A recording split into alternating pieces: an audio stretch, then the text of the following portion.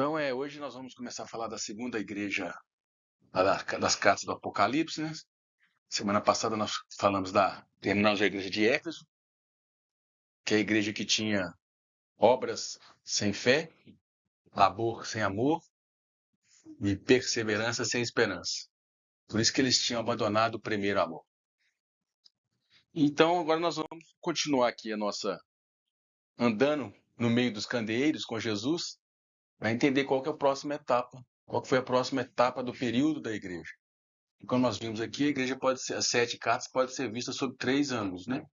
Elas existiram historicamente, na região onde hoje é a Turquia. Elas têm um diagnóstico que Jesus está dando de cada uma. Ele está andando no meio dos candeeiros, ele está verificando se esses candeeiros estão dando luz ou não, o que está impedindo desse candeeiro brilhar ou não. E também tem o aspecto profético, porque a Bíblia fala que é a profecia, o livro da profecia. Nós vimos que a igreja de Éfeso foi a igreja do primeiro século, e ela perdeu o primeiro amor. Só que aí, passado esse período, veio a igreja de Esmirna. Então nós vamos ler o que significa a igreja de Esmirna, que foi um período de quase 200 anos, do ano 100 ao 312. Foi a época de perseguição do Império Romano contra os cristãos, perseguição bem violenta. Foram 10 imperadores seguidos lançando perseguição contra os cristãos. Então nós vamos ver o que aconteceu historicamente e o significado espiritual para nós. Porque existe uma igreja em Esmirna, existe uma igreja em meio à tribulação. E quando a gente estuda a igreja de Esmirna, toca num aspecto do cristianismo que é muito muito esquecido ou negado pelos próprios cristãos, que é a tribulação e o sofrimento. Hoje em dia se cria muitos mecanismos, muitas doutrinas para tentar evitar o sofrimento. Não que a gente tenha que buscá-lo, mas Jesus não é um meio de se evitar o sofrimento, não. Às vezes se pinta um Jesus para eu me sentir melhor. Jesus virou, às vezes, uma espécie de terapia, melhorar minha autoestima, ou então uma maneira de me dar aquilo que eu quero. E aí nós viramos o Senhor, ele vira o servo. Mas não existe cristianismo sem tribulação, e é isso que Esmirna vai nos ensinar. Isso que a Bíblia diz. Então, vamos ler lá Apocalipse 2.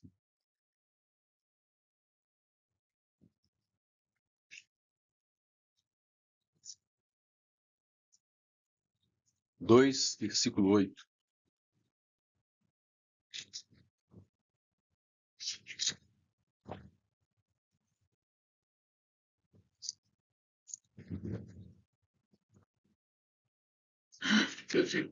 Das 7 cartas é a menorzinha.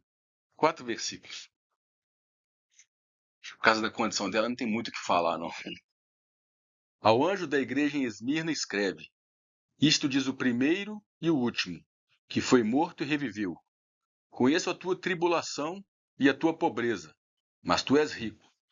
E a blasfêmia dos que dizem ser judeus e não são, porém são sinagoga de Satanás. Não temas o que hás de padecer. Eis que o diabo está para lançar alguns de vós na prisão, para que sejais provados, e tereis uma tribulação de 10 dias. Sê fiel até a morte, e dar-te-ei a coroa da vida. Quem tem ouvidos, ouça o que o Espírito diz às igrejas. O que vencer, de modo algum sofrerá o dano da segunda morte. Esse último versículo aí nós vamos deixar para a semana que vem, porque ele dá muito pano para manga, mal entendimento. Que aqui é condicional. O que vencer não sofrerá o dano da segunda morte. Mas e o que não vencer? Sofrerá o dano da segunda morte. Que é condicional. Não é para a igreja. Mas isso aqui não é perder a salvação, nós vamos entender isso. Agora nós fizemos com a igreja de Éfeso, fomos em duas reuniões, né? A gente fazem 2 reuniões também, essa parte aqui. Então vamos lá.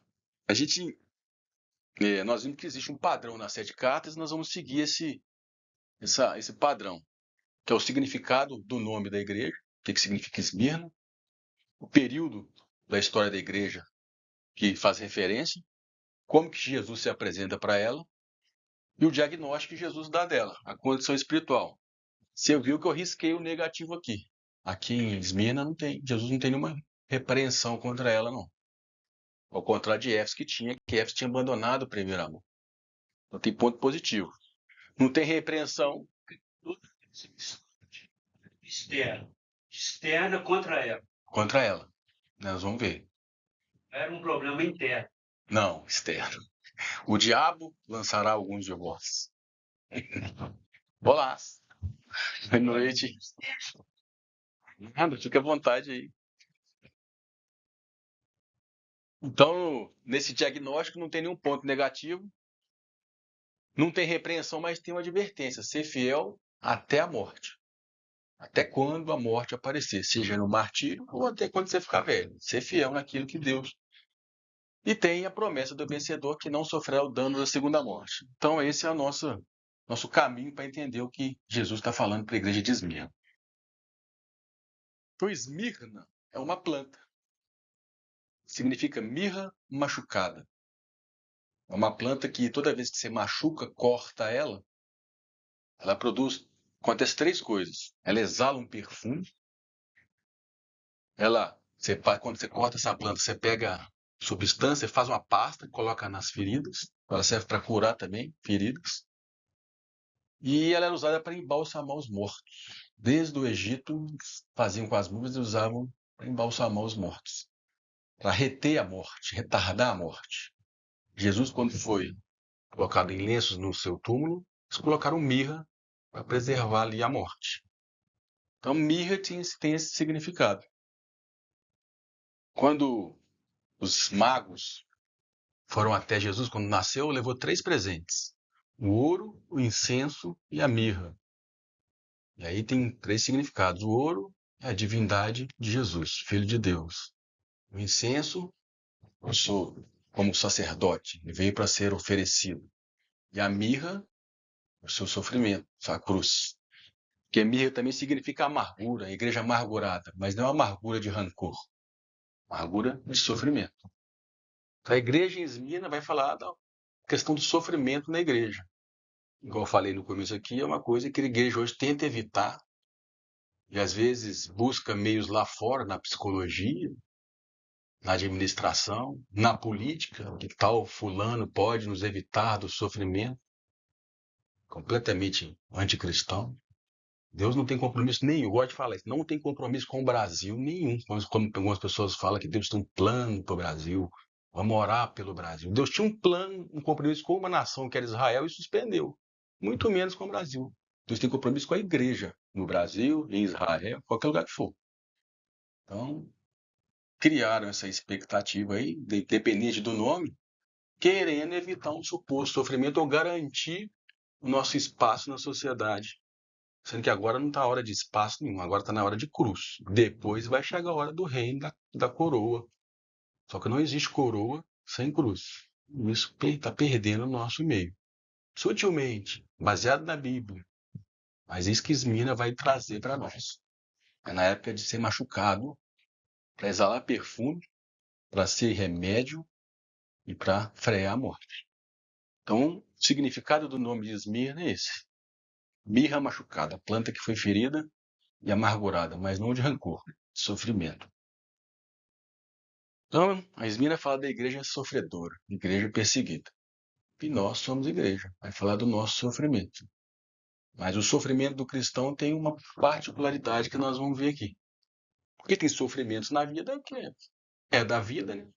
Quando o homem pecou, Deus falou: a terra produzirá cardos e espinhos. Os espinhos da vida mesmo. O Provérbios fala que o sol nasce sobre o justo e o injusto. Tem sofrimento que é que nós colhemos, plantamos e colhemos, mas na misericórdia de Deus fala que todas as coisas cooperam para o nosso bem, até aquilo que eu plantei de errado, Deus vai pegar aquilo que eu vou colher e vai usar para me moldar. Agora tem um sofrimento da cruz. Eu estou adiantando um pouquinho. O irmão Delso fala muito que a diferença do sofrimento da cruz, que é um sofrimento injusto, que eu não mereço. É o que Jesus sofreu. Ele não merecia esse sofrimento. É mais doloroso. Eu não mereço. Mas você está sofrendo. Mas nós vamos chegar lá. E esse é a igreja de Esmirna.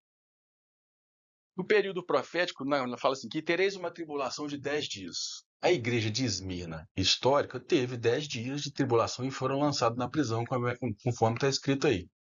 Mas profeticamente, ela também aponta para os 10 períodos de tribulação que a igreja passou a partir do primeiro século. Foram 10 imperadores. Eu coloquei os nomes deles ali quando eles lançaram essa perseguição aos cristãos. Começou com Nero e terminou com Constantino, na sua pseudo-conversão ao cristianismo, e aí é a próxima igreja, que é a igreja de Pérgamo. Mas durante quase 200 anos, os cristãos foram terrivelmente perseguidos e eles passaram por coisas que é coisa de filme. Eu lembro que eu estou escutando o irmão Daniel, lá do Escriba do Rei, ele fala que teve um episódio que, não sei se é Nero, mandou costurar nos cristãos pele, carne de bicho morto, para jogar para as feras comer o cristão vivo. Fala que Nero ficava imaginando um jeito mais doloroso possível de matar os cristãos. E tem um livro aqui que chama O Livro dos Mártires, que conta um pouco dessa história.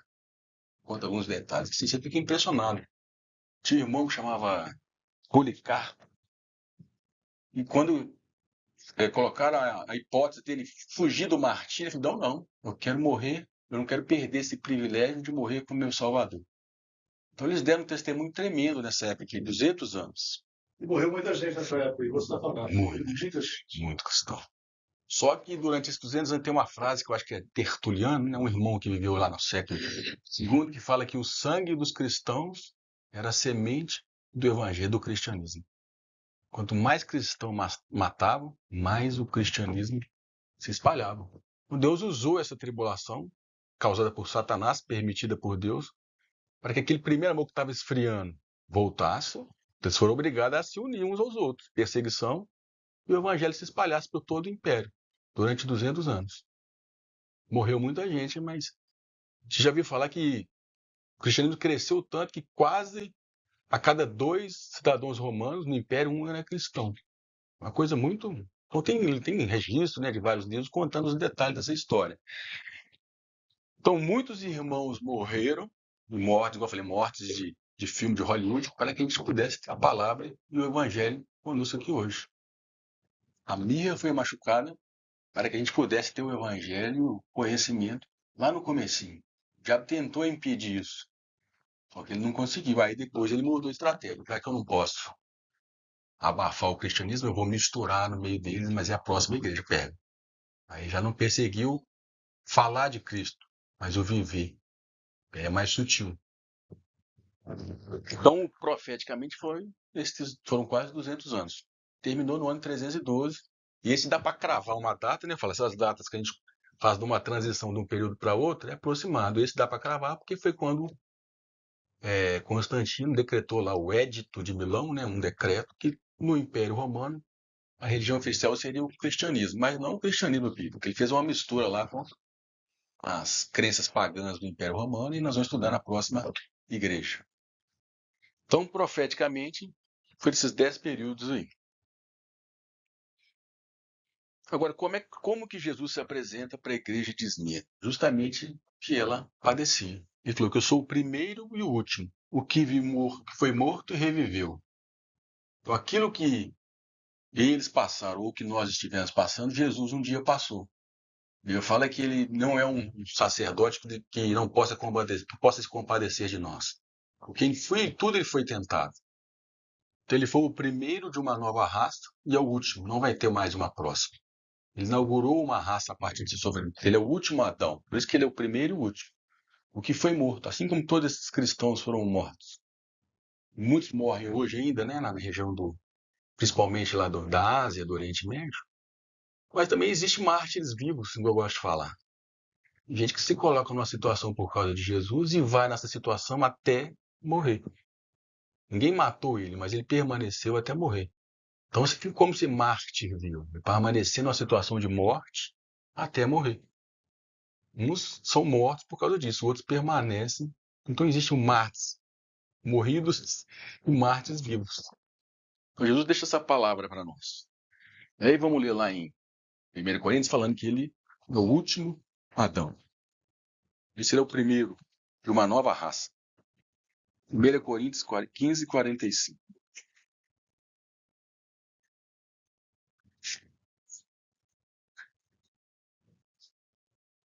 15,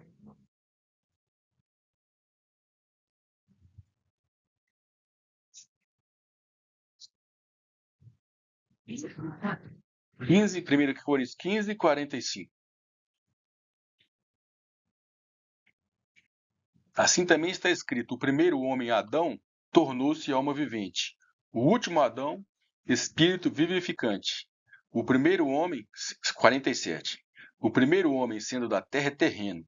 O segundo homem é do céu. Agora, Colossenses 1,15.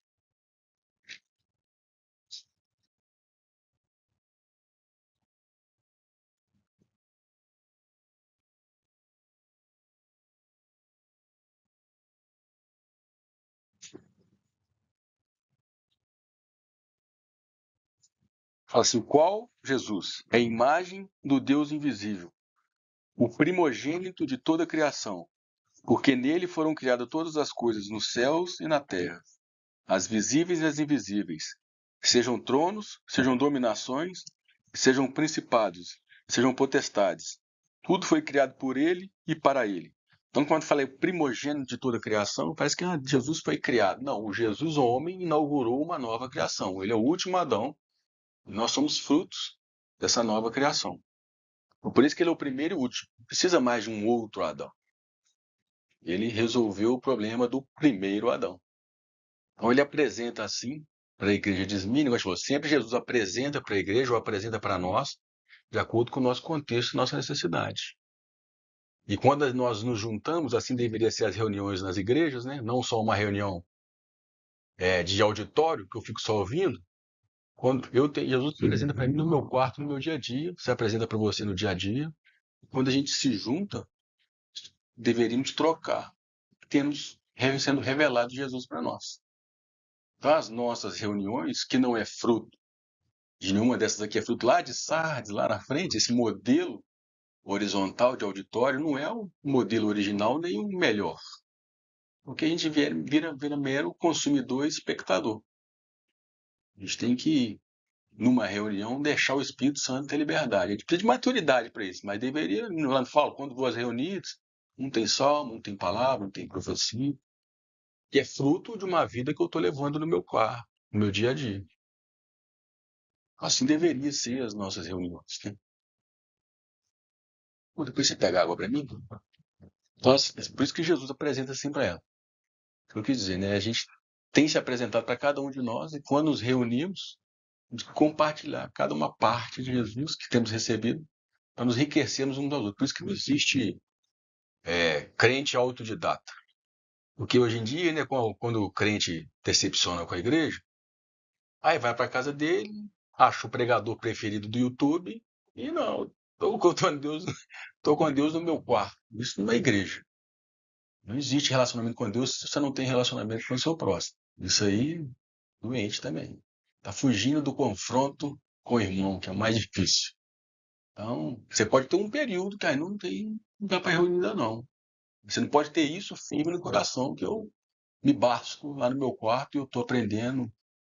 Ainda mais com a facilidade do YouTube, tem muita gente fazendo isso. Mas não é o caminho, não. A igreja, quando um ou dois estiver reunido, tem que ter a reunião de mais de dois, para que as riquezas e as revelações que Jesus tem dado a cada um possam ser manifestas. E aí a gente vai enriquecendo um com o outro. Agora, a condição espiritual de Esmirna é tribulação e pobreza.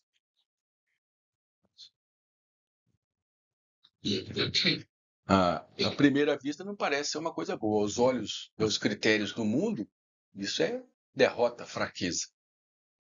Mas como nós vamos ver aqui na pobreza, Jesus falou, conheça a tua pobreza, mas és rico. Jesus tem uma visão diferente do que é pobreza, que nós vamos ver. É o contrário da igreja de Laodiceia. Ela fala, eu sou rico e de nada tenho falta. Aí Jesus fala, você é pobre. Ao contrário. O Éfeso e Laodiceia, que é a última, são opostos. O que acha rico, Jesus fala que é pobre. O que é pobre, Jesus fala que é rico. Então nós vamos ver aqui a condição da tribulação e a pobreza era o diagnóstico que Jesus viu na igreja de Esmirna. Eu gosto dessa imagem porque retrata bem o período que foi esses 200 anos. Fala que Nero colocava os cristãos numa cruz nas cidades de Roma, colocava fogo e falava que era a tocha, que era a maneira, eram os postes da época, de iluminar a época. Os cristãos eram a luz da época. Não sei se vocês já viram o filme Paulo, o Apóstolo? Muito bom. O filme começa assim, né? Os cristãos com tochas, né? Como um poste iluminando as cidades. Então Jesus fala que eu conheço a tua tribulação e a tua pobreza. Esse era o diagnóstico que Jesus viu de Esmirna. E deu um bizil aqui. Então vamos ver a primeira. Conheço a tua pobreza, mas és rico. Vamos ler aqui o que Jesus chama de pobreza. Tiago, capítulo 2.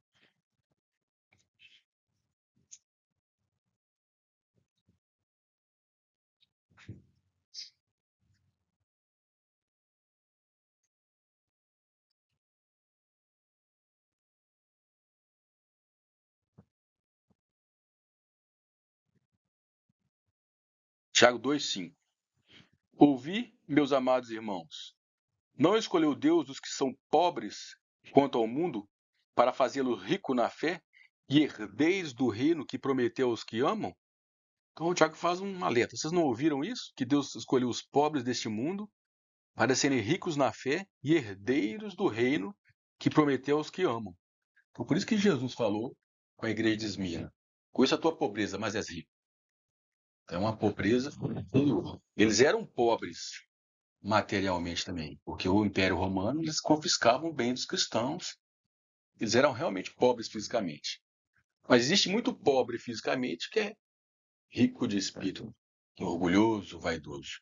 Então aqui não adianta ser só pobre fisicamente. Por isso que em Mateus 5,3, depende da tradução, né? Fala que é bem-aventurado, Mateus 5,3. Completa o que Tiago falou aqui, ó.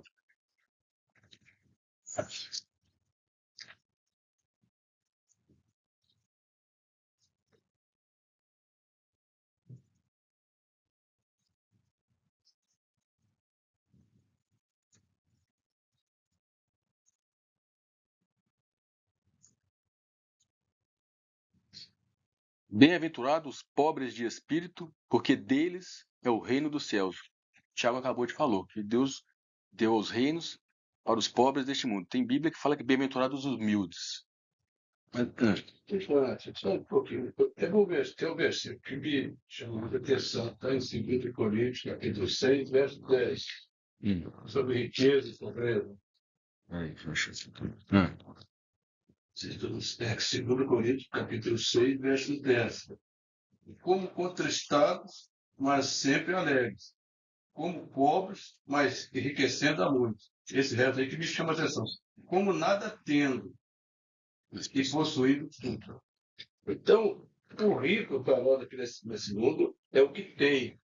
Mas, ao contrário, quem tem é pobre. Você não tem que ter, você tem que possuir. Por isso Deus falou, subir a montanha, não morreu, de possuir. Quando você possuir é um estágio que o cristão precisa atingir. Aí você se torna rico, quando você possui as coisas. Quando você tem, você é pobre. Você é tido por aquilo. Você entra na condição de escravo. O ter te faz escravo, te faz pobre. Mas o possuir, possuindo tudo, aí você se faz rico. Então, todo rico, na concepção de Deus, é aquele que possui. Agora, possuir não é fácil. Quando a gente vê aquele mancebo rico, chegou diante de Jesus, quando Deus fala, ele tinha muitas coisas. Quando falou que ele era fazendeiro, tudo e dar aos pobres, ele falou, não vai ter jeito. Porque ele era tido por aquilo, ele era escravo daquilo. Possuído por aquilo. Então, aí você tem que possuir as coisas. O que possui é que é o rico. O que tem é pobre. Mas aqui no mundo é diferente, nessa natureza. Porque vem de terra, né, de terreno. Você tem muitas coisas, aí você é pobre. Você é escravo daquilo. Miserável, pobre, cego e nu. Quando você possui, então tem que fazer essa diferença. Possuir, como diz Paulo aqui, no restrito, como nada tendo e possuindo tudo. Esse é o rico. Isso é o rico. Esse chama a atenção a diferença entre ter e possuir. Nós precisamos de possuir tudo, mas ter nada. Da ideia de posse mesmo. Possuir é dominar sobre. E ter é ser Riqueza ser dominado. ser dominado por. Então, A gente, sobre o ter e possuir, a gente precisa de fazer essa diferenciação. Ter e possuir. Agora, a gente é escravo do ter. Possuir é muito difícil. Quando Deus te der assim, como diz, você tem que subir. Subir a montanha, então tem que subir, não, você precisa crescer, chegar a uma estatura de varão perfeito. Você chega nessa condição de rico, que é possuir as coisas. Mas às vezes acha que o rico é que tem. Que tem é escravo, dominado, pobre. Mas a gente cresceu e vive num mundo assim, que rico é o capitalismo, então, se você tem dois, tenha quatro. Quatro tenha 10. Então, ter e possuir. O rico é o que possui, o pobre é o que tem. Então, eu gostei dessa frase final. Nada tem, Mas possuindo. mas possui. Nós vamos ver esse conflito aqui do rico e do pobre mesmo. Porque ser pobre de espírito é rico na fé. Porque o pobre possui o que não tem, não tem o que se apegar aqui, ele confia mais em Deus, ele tem mais facilidade em confiar em Deus. E o dinheiro, a relação com o dinheiro revela muito o tipo de cristão que é, porque o dinheiro nos seduz, não é só porque eu consigo ter tudo, muitas posses, porque ele dá a falsa sensação de controle do futuro. Acho que é controlar, por isso que o dinheiro seduz tanto. Então o pobre, não, ele tem como riqueza a confiança e a dependência de Deus. Por isso que do pobre de espírito, dele é o reino. Porque a sua riqueza está em confiar e em depender de Deus. É uma relação de dependência e confiança. O rico já confia no que tem, no que possui. Mas a Bíblia fala acho que é Provérbios 22, 2.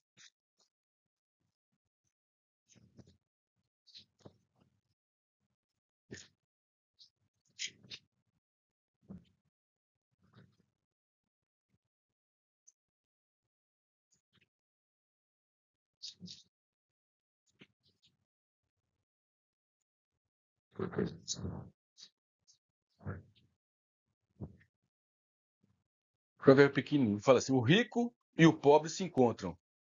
E Deus faz que ambos se encontrem. Ou tem versão que quem faz ambos é o Senhor. A gente pode pensar assim, mas e o irmão que é rico? Ele não tem culpa, às vezes, de ter nascido rico. Mas ele tem que ser pobre de espírito. Então, Deus faz que Deus fez os dois, o rico e o pobre. E nessa relação, Deus quer que haja um equilíbrio no meio do povo de Deus. Porque o pobre, não tendo posses, ele ensina o rico a depender de Deus e a confiar em Deus. E o rico, tendo pobre, ele tendo posses, ele cuida do pobre e ensina o pobre que está sendo cuidado por Deus. Aí Deus promove esse equilíbrio. Então sempre vai ter o necessitado no nosso meio e o que tem abundância. Mas tem que ter um equilíbrio nisso aí. Por isso que em Coríntios, eu vou ler lá, fala sobre o dinheiro e sobre como deveria ser a administração das nossas finanças. Aí vai bater num assunto polêmico, né? Não é o assunto nosso, questão do dízimo.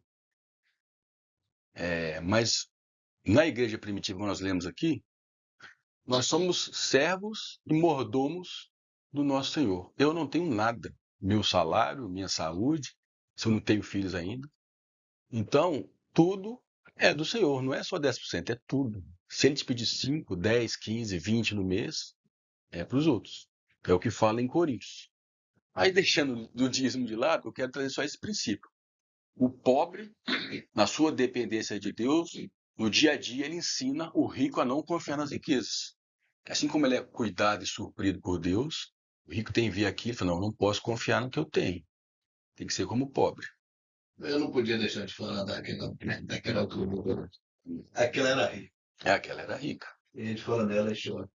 Os ricos davam o que sobrava. Ela foi lá com 2 moedinhas, 5, ela tinha, para fazer a despesa, pagar o aluguel. Ela pegou aquilo tudo e abriu mão de tudo. Essa é rica. Essa possui na rádio. Ela será sempre lembrada. Depois deixar de lembrar. Viúva. Então a riqueza tanto do pobre quanto do rico é em depender do Senhor.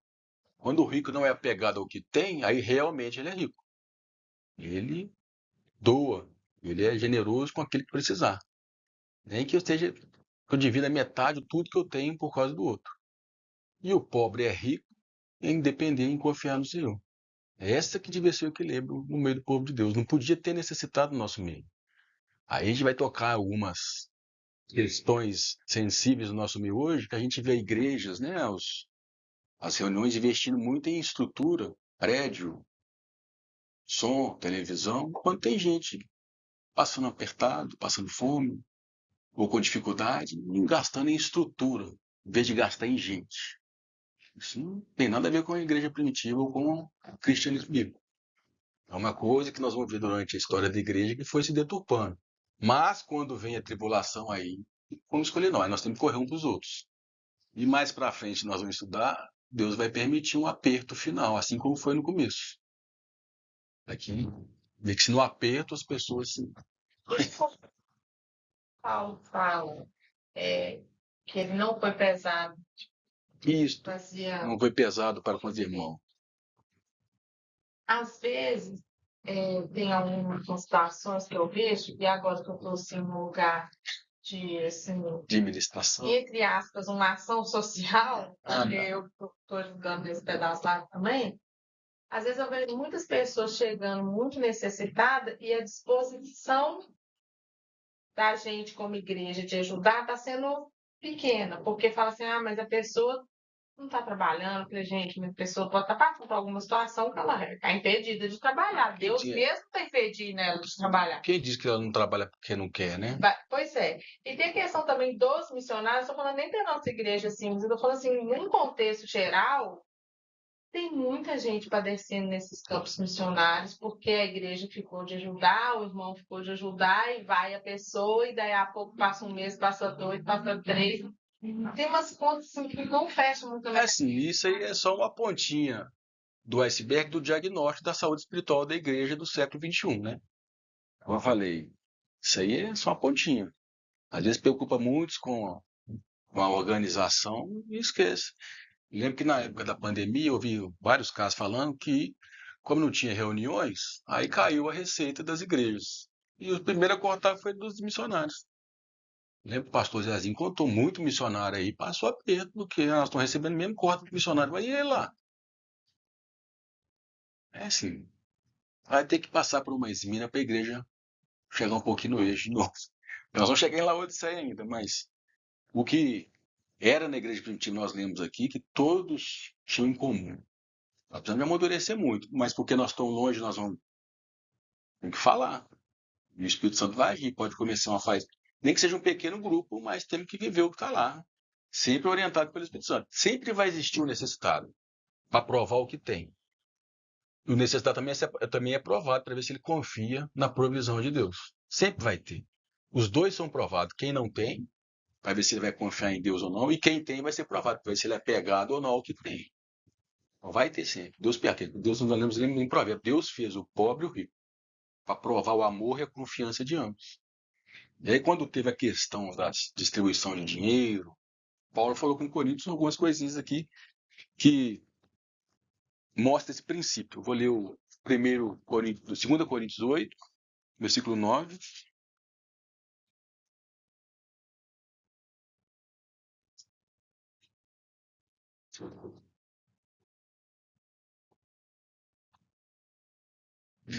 Segunda Coríntios 8, 9. O 8 e o 9 fala, o capítulo 8 inteiro e o 9 fala sobre a questão do dinheiro lá entre eles, mas eu não vou ler tudo não.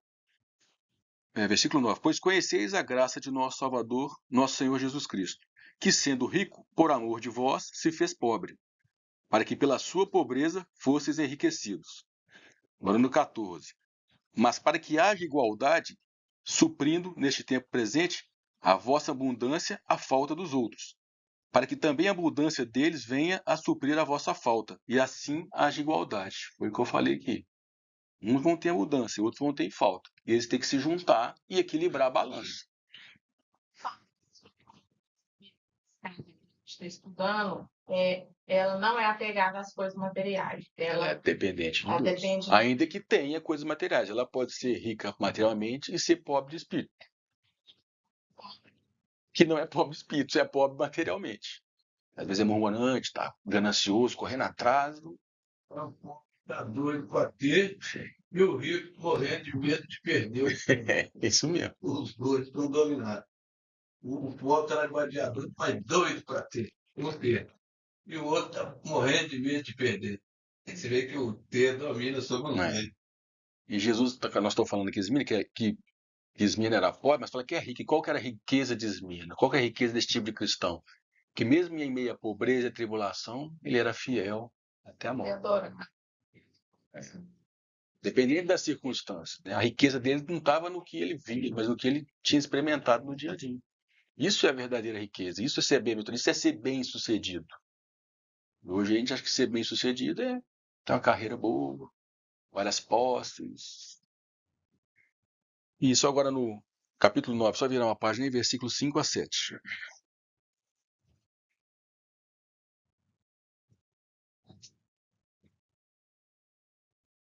Portanto, julguei necessário exortar esses irmãos que fossem adiante ter convosco, e preparasse de antemão a vossa beneficência, oferta, já a tempo prometida, para que a mesma esteja pronto como beneficência e não como por extorsão.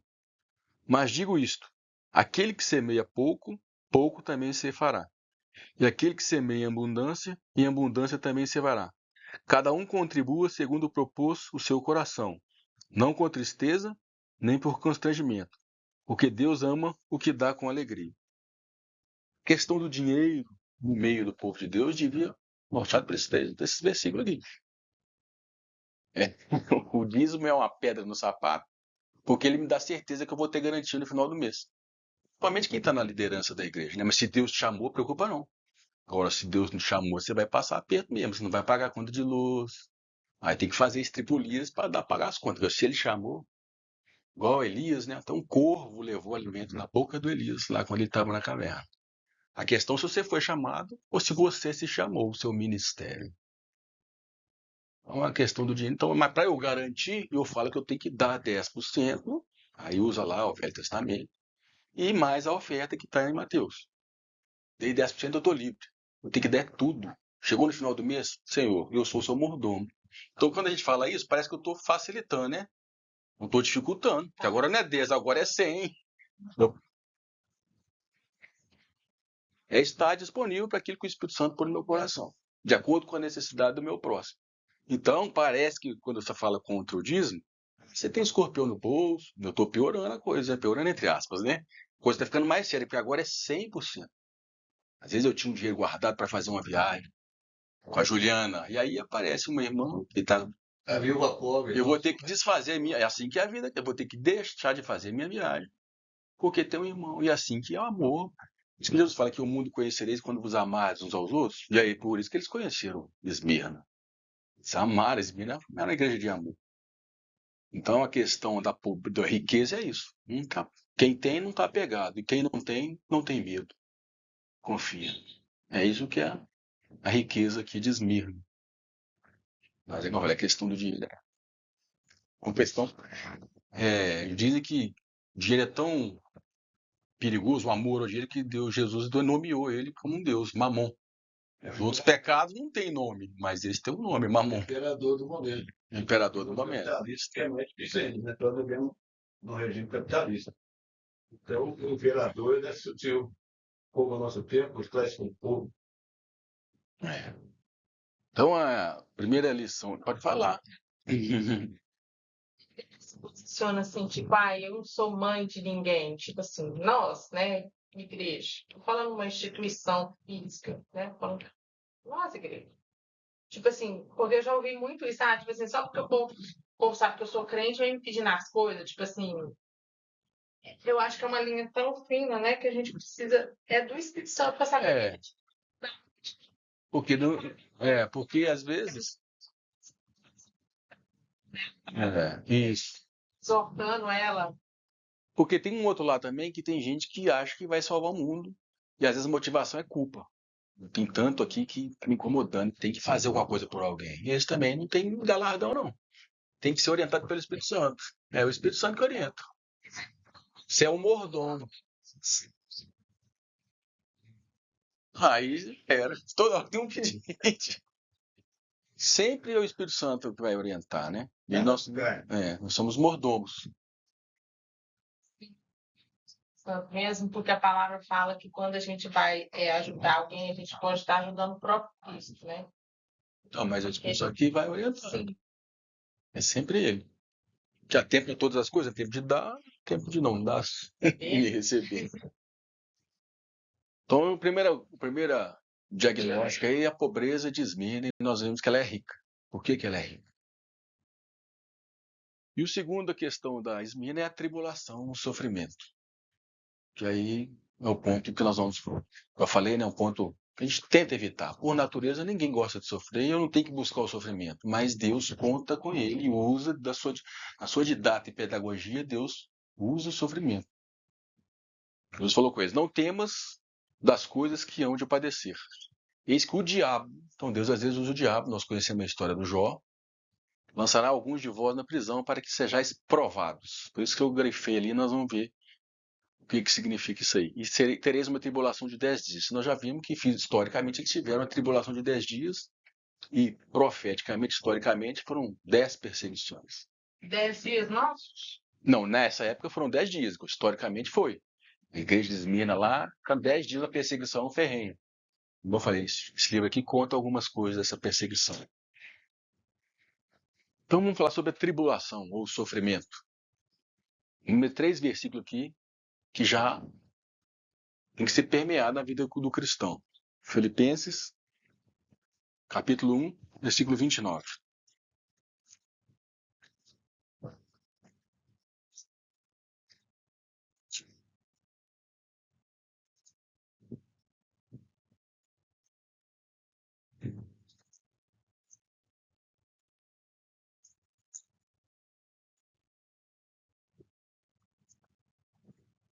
Paulo falou assim com a igreja em Filipos: pois vos foi concedido, por amor de Cristo, não somente o crer nele, mas também o padecer por ele.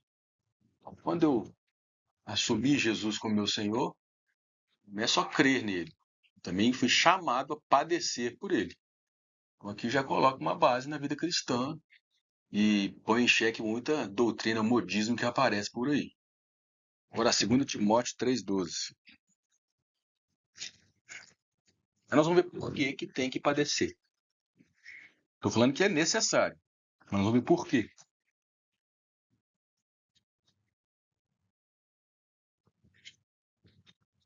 Segunda Timóteo 3,12. E, na verdade, todos os que querem viver piamente em Cristo Jesus padecerão perseguições. Piamente é viver seriamente, piedosamente. Aí, às vezes as pessoas falam assim, né? Isso é muito radical. É levar Deus a sério. E aí coloca o radical aqui com o sentido pejorativo. Se você, igual eu falei com um amigo de uma vez, se no seu conceito de radical é levar Deus a sério, você pode me chamar de radical. Porque às vezes você levar Deus a sério te coloca como coisa negativa. Então, piedosamente. Piedosamente, esse negócio de verbo piedoso, né? Fielmente. Tradução mesmo. Não é aquele de piedoso, aquele bonzinho. Não, piamente é a vida. Disciplina, Fielmente, né? Eu acho que naquela época, a situação dos crentes era mais difícil do que hoje. Mas, Hoje pega bem você adorar Jesus, falar de Jesus. Pega bem, todo mundo fala. Mas naquela época Jesus era um impostor, falava que era Deus, e que os patrícios dele não concordavam com isso de jeito nenhum. Então, era um sofrimento terrível para quem cria que Jesus era o Messias. Então, eles se colocavam contra o povo deles, né? Então, era uma situação bem complicada. complicado. E quem perseguia isso? Não era só o Império Romano. Os judeus também perseguiram muitos cristãos. Os judeus aqui que perseguiam, né? Quando falei que os que se dizem judeus, mas são sinagogas de Satanás. Porque os cristãos estavam tirando gente do judaísmo e assumindo que Jesus era o Messias, que eles tanto esperavam. Aí eles juntaram com o Império Romano e perseguia todo ferrenhamente. Seguirão a voz. Um pro outro. Romanos, judeus, sacerdotes. Foi. Aí eu vou ler só mais aqui, o Atos 14, 22.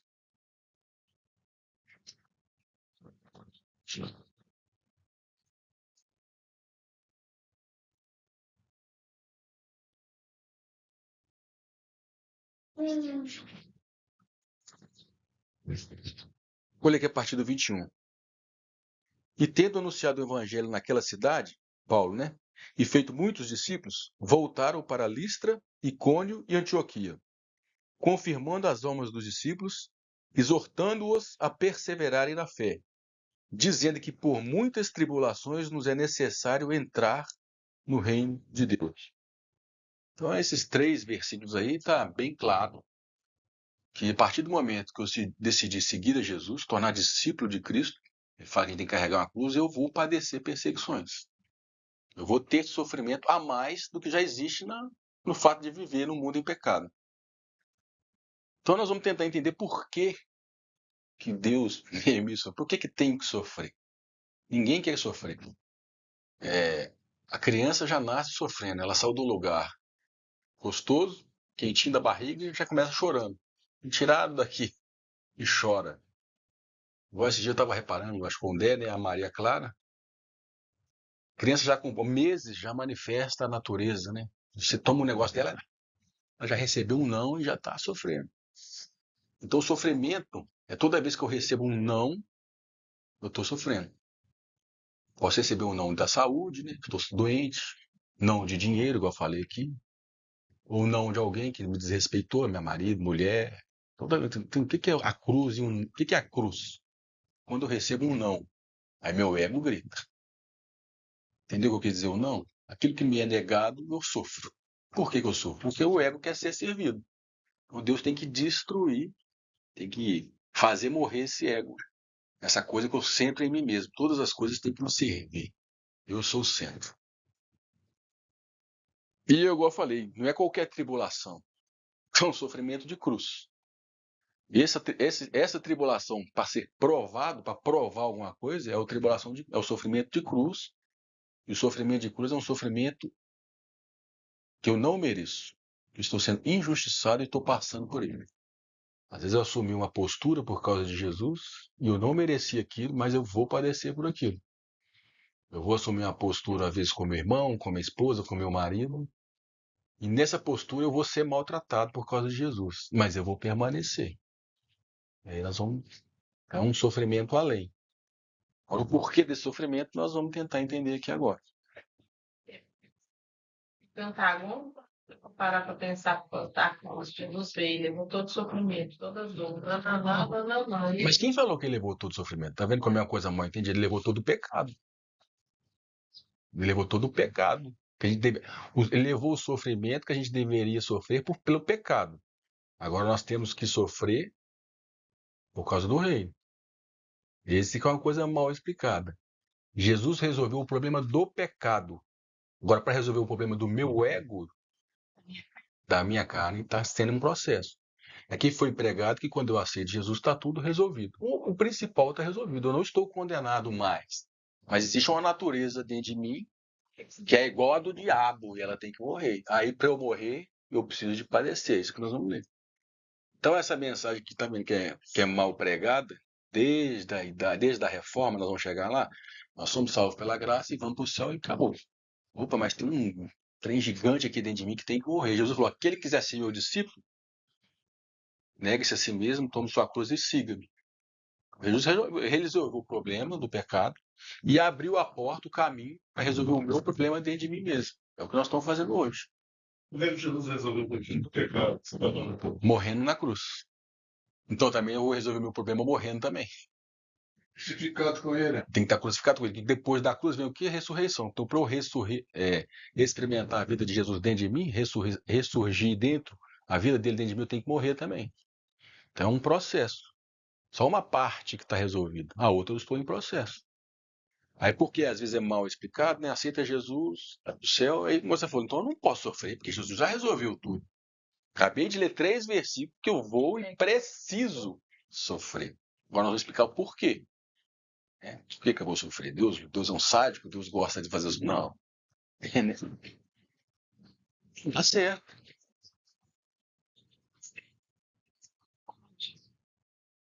Eu não estou sabendo responder, não. Eu sei que o senhor é o senhor, amém.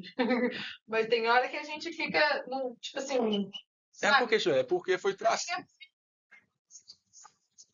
Mas é porque foi desenvolvido um evangelho que não está aqui nas escrituras. A gente fala que Deus sofre, parece estranho. Deus sofre, aí parece que quem sofre é fraco ou é defeituoso. Deus sofre. Ele fala que o amor é sofredor. O sofrimento não é algo ruim. Pelo contrário, é algo de alguém que tem coragem, que Deus não precisava de nada disso aqui. Ele podia começar tudo de novo. Ele não foi covarde. Eu vou sofrer e sofrer a perda do meu filho inocente, injustamente, para que a gente pudesse ser incluído nesse plano. Deus sofre e eu não vou sofrer. Meu pai falou, se perseguiram a mim, não perseguiram a vós. Então sofrer, mas não qualquer sofrimento. Pelo Evangelho, fruto da minha relação com o Espírito Santo, é rico, é coisa dos céus, coisa de Deus. Vós padeça como homicida, Tá? vós padeça como cristão, porque senão o seu sofrimento Eu acho que está justo, né? eu acho que tá em Pedro. Eu procurei. Tem que achar. Também não li. Vós padeça como Homicida. mas como Cristão. Você pode padecer por diversos motivos. tá escrito aqui, a 1 Pedro 4, aqui. Porque nenhum de vós padeça como homicida, ou ladrão, ou malfeitor, ou como que se intromete em negócios alheios, mas padeça como cristão, não se envergonhe, antes glorifique a Deus nessa parte. Então é um sofrimento injusto, né? Parece que é injusto. Mas Jesus morreu, você morreu, eu estou crucificado com Cristo, mas ele morre e eu não. Então agora eu vou falar o porquê do sofrimento. Primeiro eu falei que é necessário. Eu não vou buscar. Isso aqui, eu não vou buscar o sofrimento. Quem levou Jesus para a cruz foi o Espírito Santo. Quem vai me levar para a cruz todo dia vai ser o Espírito Santo.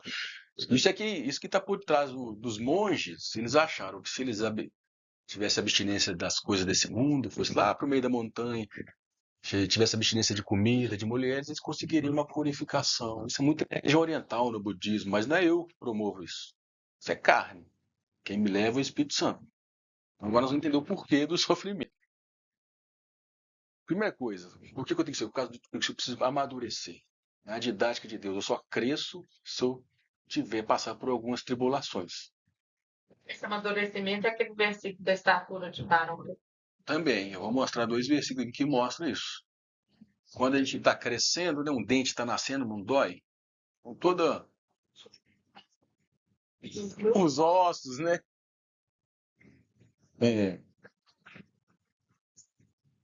Tem um irmão que fala aqui, o Stephen Covey, que espiritualmente não existe maturidade sem sofrimento. Qualquer coisa que cresceu demais, muito rápido, é estranho. Demanda tempo e demanda dor. O que cresce rápido demais é tumor, é câncer. Tem que ser células, tem as células aí, né? As células que crescem muito rápido, isso é câncer. Então vamos ler os versículos aqui, ó.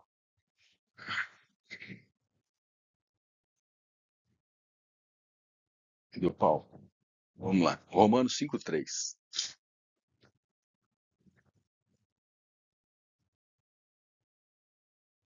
O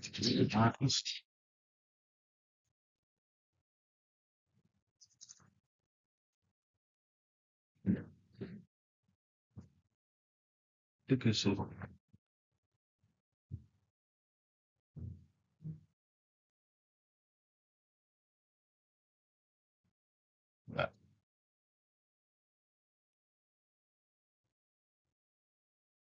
Então tá.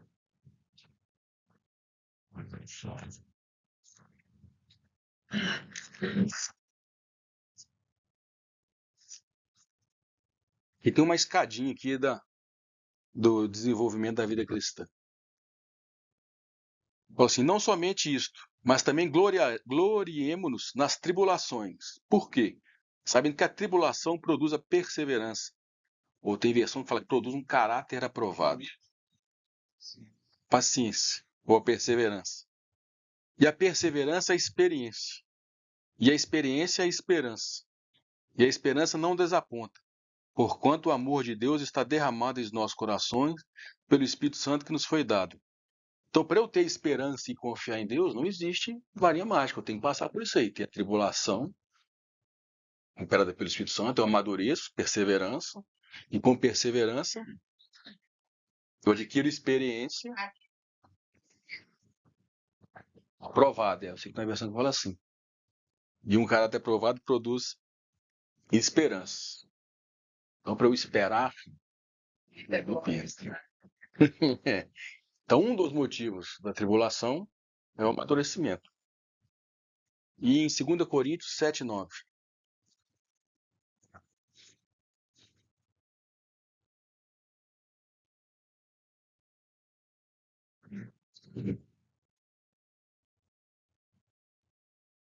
Sério que deu aqui ainda?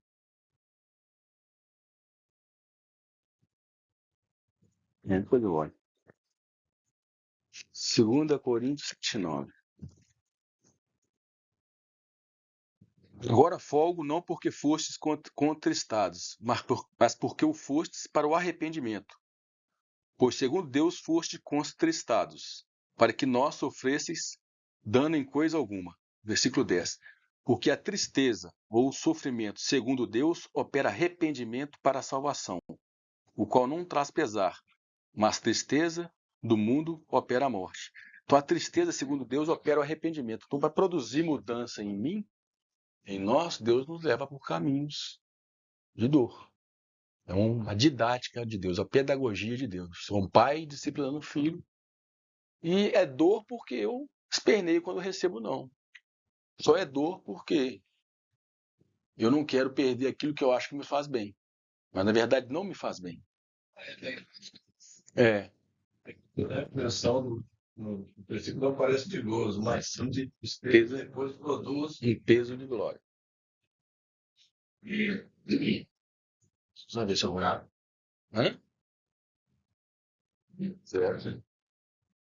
Porque para mim está parecendo de um jeito e lá está parecendo de outro. Agora já era. Né? Aí vamos lá.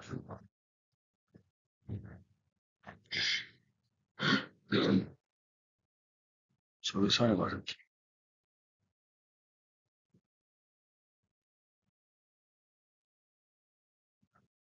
Agora foi. Foi inimigo. Eu sempre ponho culpa nele. Esse negócio de tecnologia não tem jeito. Tá tudo certo. Ah, é, ué. Então, o primeiro motivo do sofrimento é esse. Para amadurecimento, para maturidade, crescimento. Isso é a didática de Deus. Por isso que às vezes eles criam aí, né? Cursos de fim de semana, não vou falar os nomes aqui não, mas vocês conhecem, né? Que é transformação instantânea. Você recebeu uma oração, se você fizer tal curso, você vai sair outra pessoa. Não existe isso. Já cansei de falar aqui, né? Deus sempre usou o tempo com todos os servos deles. Abraão demorou 25 anos para a promessa. Moisés, com 80 anos, é que foi ser chamado. O próprio Jesus demorou 30 anos para ser. João Batista demorou 30 para pregar 6 meses. Né? Eu gosto de falar, as pessoas hoje preparam 6 meses para pregar 30 anos. A gente gosta de driblar o tempo, aí vai ficar essa bagunça que está aí. Então, um dos motivos é esse. Ter tempo. Aí a pessoa chega, já estou nessa idade, já vi tudo, já sei tudo. Não preciso nem ver lá mais. Mas a maioria gosta, me engana que eu gosto. Me engana é que eu gosto. Já sei tudo pelo tempo, né? Na idade que eu estou, pelo tempo que eu já sei tudo, não precisa nem mais. É igual o próprio João, né? Tava lá na ilha de Páscoa, já velhinho, achando que ia morrer. Nos deu uma revelação dessa aqui para ele, na ilha de Páscoa. Então Deus trabalha muito com o tempo. E hoje nós somos uma geração que está tentando driblar o tempo todo. Redes sociais, celular, controle remoto, iFood, fast food, tudo é rápido. E isso cria em nós uma instantaneidade de que não existe. Que tudo que eu quiser vai ser rápido. Ai, Deus, por isso que a gente sofre muito, não é porque Deus é mau, porque nós estamos muito doentes. A gente sofre muito não é porque Deus é ruim, é porque nós estamos muito doentes. E essa instantaneidade está no nosso meio aí, nas pequenas coisas, desde pequeno, né? Quando demora um pouquinho, um dragão, um monstro. Então, lembra da mirra? a morte, o embalsamar da mirra da morte, o tempo, o sofrimento é para frear a morte em nós. Igual a mirra freava a morte lá no defunto, Deus trabalha com o sofrimento para nosso ego. Acabar com frear, para que a morte pare de operar em nós do pecado. Está operando esse ego que não gosta de receber, não. É a mirra, o embalsamar da mirra. O segundo motivo é intercessão. Deus nos faz sofrer para que a gente possa ser mediador para outros crescerem. A gente não sofre só por nós mesmos, por me garantir. Isso não é cristianismo. O vencedor, aquele que vai reinar com Jesus, aquele que vai ser aprovado, sofre também pelo outro. Porque eu sofri para me garantir. Então eu vou suportar as tristezas aí e as padecidas para eu me garantir lá no reino e ser aprovado. Mas ainda não é o caminho, você ainda não chegou lá. Você também tem que padecer pelo outro. O que Jesus fez foi o que Paulo mostrou em 2 versículos. Vamos lá, Colossenses 1, 24.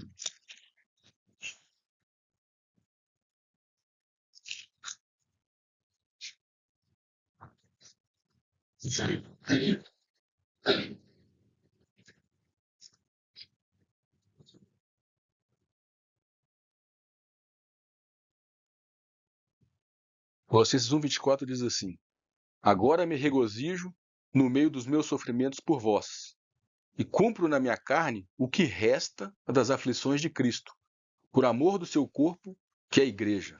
Tem um resto de aflições. Você falou, né? Você acabou de falar comigo, Jesus sofreu todo na cruz. Tem um resto aqui que eu tenho que sofrer por amor do corpo. Vai ter certas situações, certas decisões que eu não vou tomar, mesmo contra a minha vontade, contra o meu direito, contra o meu gosto. Posso estar até certo, mas por causa do meu irmão, por causa do grupo, eu vou assumir uma postura que vai doer em mim. Resta uma aflição, e aí cada um tem. Isso pode ser dentro de casa mesmo, dentro do seu grupo. Restam umas aflições que Paulo cumpriu, por amor do corpo de Cristo. Então, um dos motivos do sofrimento é, nós falamos do sacerdote que colocou o pé na água, quando foi atravessar o Rio Jordão. Ele foi o primeiro a pôr o pé na água, porque todo o povo atravessasse. E a água ali é uma figura da morte. Tem que pôr o pé na água lá, segurar o testemunho, que é a arca, para que todos atravessem. Depois só eles foram o primeiro a colocar, entrar os últimos a saírem. Que é uma figura desse tipo de cristão, de vencedor. Então, a maturidade, quer saber se eu estou aprovado, estou indo bem na caminhada cristã, não é só quando eu olho para mim mesmo, estou entendendo bem a Bíblia, estou cumprindo direitinho, mas e a minha relação com o mais fraco, com o meu inimigo? Quando no Sermão do Monte Jesus fala assim, sede perfeitos igual o vosso Pai no céu, aí a gente acha que perfeito é não errar, comportamento bom. Mas no versículo seguinte ele fala que quer ser perfeito, amando os vossos inimigos. Então perfeição tem a ver com amar a quem não merece, a quem me faz mal. Isso é muito bonito ser falado, eu sei que é, mas esse é o caminho aqui que a igreja de Esmirna está nos ensinando, que o sofrimento. Existe um resto. E Paulo falou que cumpria esse resto das aflições. Então vamos ler em 2 Coríntios o que ele passou pela igreja, inclusive por nós, porque essas cartas estão escritas que nós estamos usando hoje, porque ele padeceu e passou pelo que passou. 2 Coríntios 11, 22. Nós colhemos o fruto do que Paulo passou aqui, 2000 anos depois.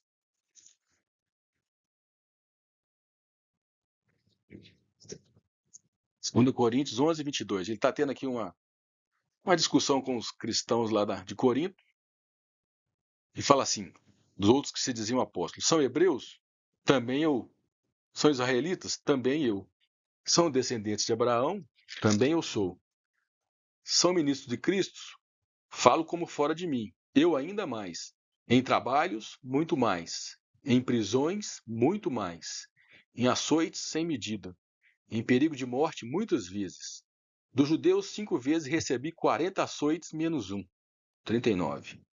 3 vezes fui açoitado com varas. Uma vez fui apredejado. 3 vezes sofri naufrágio. Uma noite e um dia passei no abismo. Em viagens muitas vezes. Em perigos de rios. Em perigos de salteadores.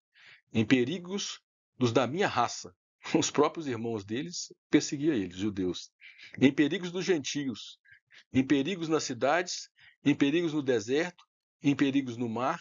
em perigos entre falsos irmãos, em trabalho e fadiga, em vigílias muitas vezes, em fome e em sede, em jejuns muitas vezes, em frio e nudez.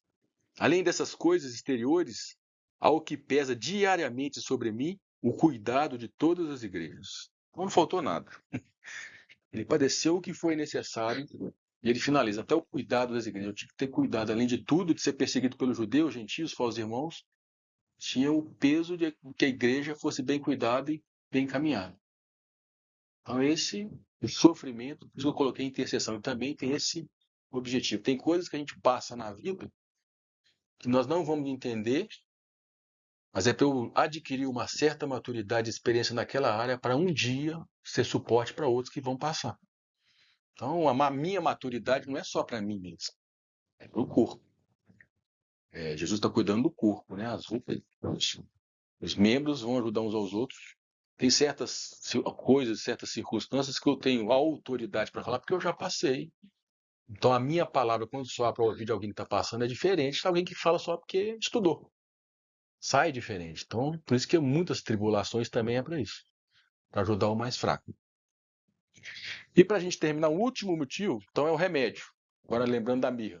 Então, o sofrimento é para ser remédio para os outros. Lembra que a mirra fazia uma pasta para curar feridas?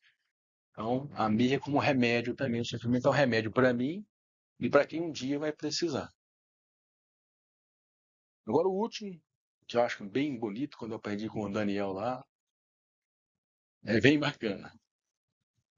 Deus, vamos voltar aqui na história. Deus, quando criou o homem, criou para que ele fosse conhecido do homem quem ele é, amor. Não só do homem, mas também dos anjos e Satanás. Só que a gente sabe, Satanás colocou isso em xeque e duvidou da intenção de Deus. Ele colocou essa pergunta no universo, diante dos anjos, depois diante dos homens, se Deus tinha boa intenção para com o homem. Vamos ler primeiro, a intenção de Deus para com o homem. Em Gênesis 3.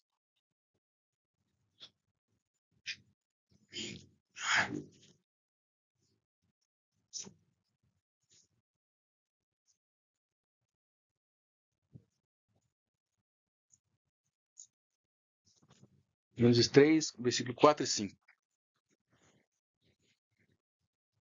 Já sabe, a gente conhece aqui a história do Jardim do Éden, da queda do homem. E o diabo, a serpente, chegou à mulher e fez uma pergunta. Que falou assim com ela: certamente não morrereis se comer da árvore da vida. Porque Deus sabe que no dia em que comerdes desse fruto, vossos olhos se abrirão, e sereis como Deus, conhecendo o bem e o mal. Então aqui o diabo, primeiro ele deturpou. O diabo significa caluniador. Alguém que calunia é alguém que deturpa, picha a imagem de alguém. Então ele colocou a imagem e a intenção de Deus em xeque. Será que Deus não está te escondendo nada, não? Quando te proíbe de comer da árvore do conhecimento do bem e do mal? Então ele colocou essa pergunta e muitas pessoas hoje questionam Deus. Se Deus é bom, por que existe tanto sofrimento? Até nós mesmos, né? Por que Deus deixa isso acontecer comigo? Vira e mexe, nós estamos desconfiando de Deus. Então o diabo colocou essa. E colocou diante dos anjos também. A gente sabe que um terço se convenceu.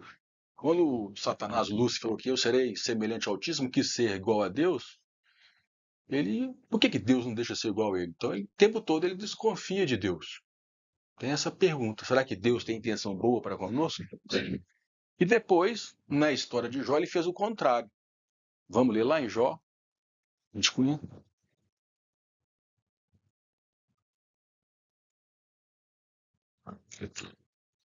Jó capítulo 1.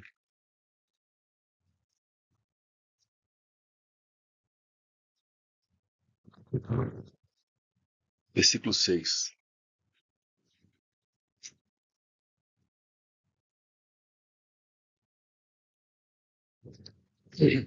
Ora, chegando o dia em que os filhos de Deus vieram apresentar-se perante o Senhor, veio também Satanás entre eles. Esses filhos de Deus aqui, os anjos. Que não tinha igreja, não. Filho de Deus aqui nem tinha esse filho de Deus. Filho de Deus foi depois que Jesus veio, que todos aqueles que o receberam deram o poder de serem feitos filhos de Deus. O Senhor perguntou a Satanás: de onde vens? E Satanás respondeu ao Senhor dizendo: de rodear a terra e de passear por ela. Diz o Senhor a Satanás: Notastes porventura o meu servo Jó, que ninguém há na terra é semelhante a ele, homem íntegro e reto, que teme a Deus e se desvia do mal? Então respondeu Satanás ao Senhor e disse: Porventura Jó teme a Deus, debalde, né? Ou à toa, sem interesse? Não o tens protegido de todo lado a ele, a sua casa e tudo quanto tem? Tens abençoado a obra de suas mãos, e os seus bens se multiplicam na terra.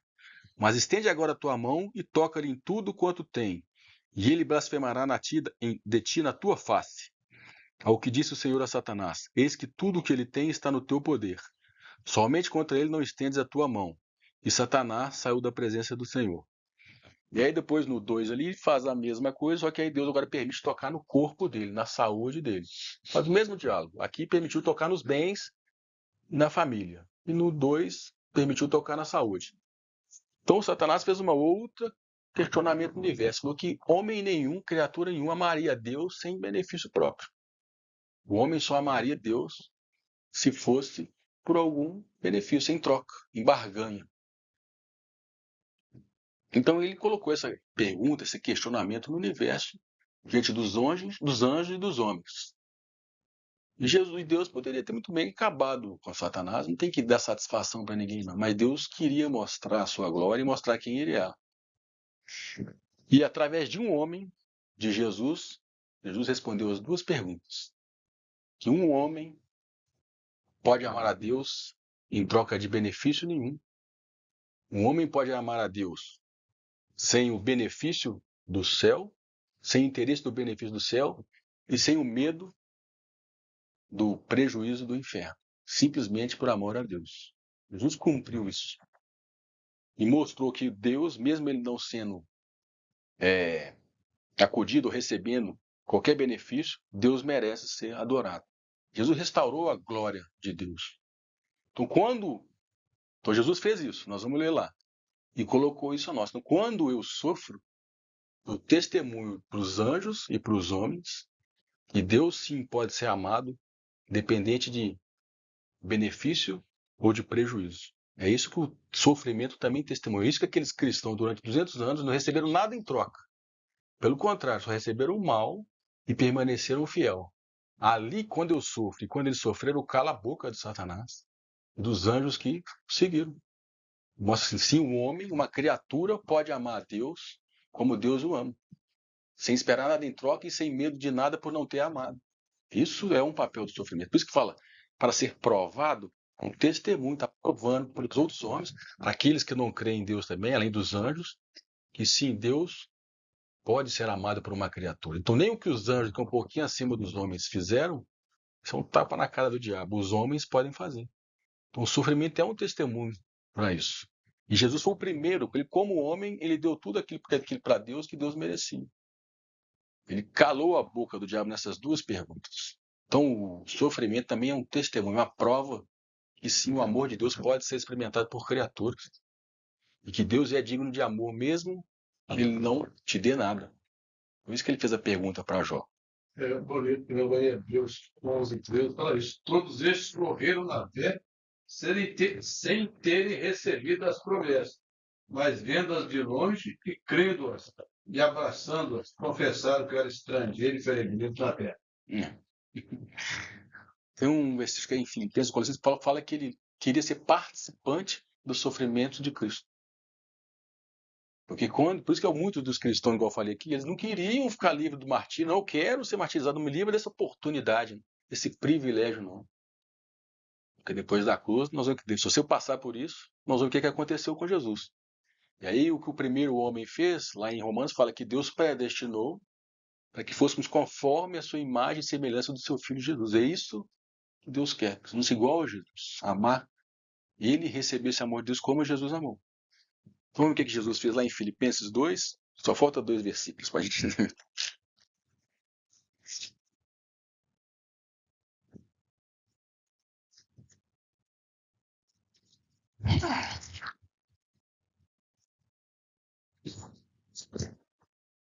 Filipenses 2:5.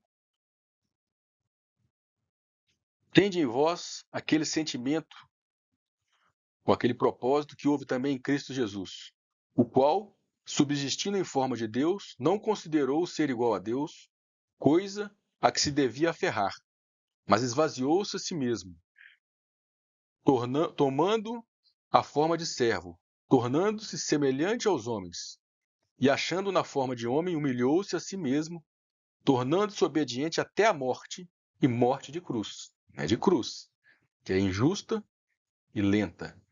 Pelo que também Deus o exaltou soberanamente, lhe deu o nome que é sobre todo nome, para que ao nome de Jesus se dobre todo o joelho dos que estão nos céus e na terra e debaixo da terra, e toda língua confesse que Jesus Cristo é o Senhor, para a glória de Deus Pai.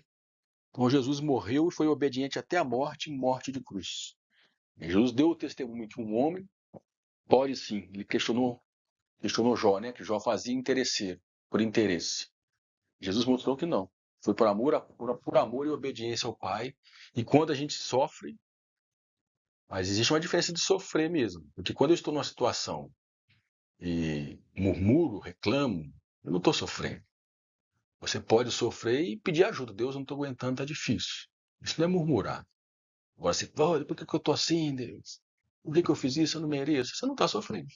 Você está murmurando. O sofredor absorve o sofrimento. Absorve, mantém ali. Porque um dia vai chegar esse versículo aqui, e exaltou soberanamente. Por isso que existe uma promessa para o vencedor no final da carta. Nós vamos semana que vem. Então, o último motivo e objetivo do sofrimento é o testemunho. Lembra que a mirra, quando é machucada, exala um perfume? Então, aquele sofrimento daqueles que estão durante 200 anos, e todo mundo que sofre hoje por amor a Cristo, é um perfume que sobe nas narinas, sobe nos céus e sobe no mundo espiritual e testemunha. Fica registrado e marcado esse sofrimento. E só para encerrar, eu já li esse versículo, mas às vezes quem não estava aqui não viu, a Bíblia fala que os anjos aprendem com a igreja sobre Deus. Não é Efésios? Nós somos muito bem observados, mas a gente nem tem ideia. Não, a pessoa observar você, mas que ele aprendia com a gente. Então vamos ler aqui agora. Mas eu não tenho que preocupar com isso aqui que eu tenho que ensinar antes, não. É só. Quem tomar cuidado. Efésios 3, 8.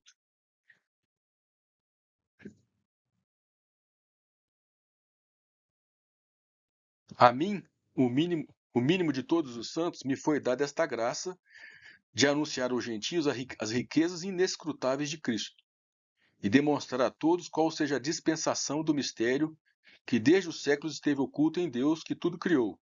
Que mistério é esse? Para que agora a multiforme sabedoria de Deus seja manifestada por meio da igreja, para quem? Aos principados e potestades nas regiões celestiais. Então, a nossa vida, nosso desenvolvimento espiritual, esses 2000 anos de igreja, está tendo um efeito lá em cima também. Porque Deus tem um plano e tem um acerto de contas aqui na Terra e lá em cima também. Está em paralelo. Só que lá a gente tem pouco acesso, tem pouca informação. Mas Deus tem dois tipos de criaturas. Em Efésios fala que a família dos céus e a família da terra chama Deus como pai. Acho que é no capítulo. Olha, nem mesmo. Nele só. Então você vê que o sofrimento é um testemunho aqui e lá em cima. Então, esses são os três motivos da esmirna: maturidade, crescimento, intercessão pelo próximo e testemunho. Provado que Deus ama e pode ser amado. Essa é a igreja de Esmirna. E aí, semana que vem, nós vamos falar sobre a promessa do vencedor. É isso. Só que você tem medo de ser semana que vem? Ah, é. Daqui 15 dias. Semana que vem não, daqui 15 dias. Então é isso, gente. Comamos, bebamos. Não viu ainda, né?